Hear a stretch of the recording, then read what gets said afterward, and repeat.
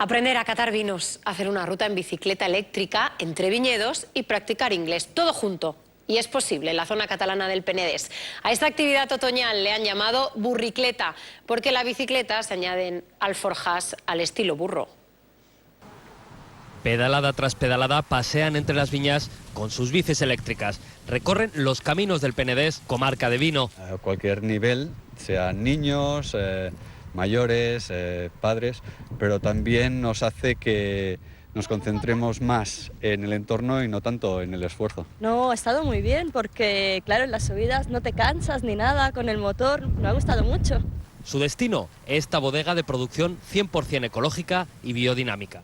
Desde el siglo XVIII estos campos han dado uvas a esta bodega que ahora permite la posibilidad de llegar a ella en bicicleta eléctrica para aprender de vino, pero en inglés. 4 basic tastes.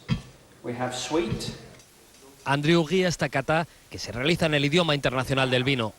Una manera diferente de acostumbrar el oído al inglés. Y propusimos, preguntamos un par de bodegas a ver si qué parecía hacer formación vitivinícola, ¿no?, en inglés.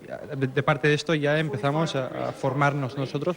Aquí en el Penedès la mayoría de la producción sale fuera y el inglés es fundamental para ampliar el mercado. Se está abriendo y está dando a conocer esos vinos, que hay muchos tipos de vinos distintos, muchas cosas por explicar. El enoturismo crece cada año, pero además aquí sirve para aprender idiomas.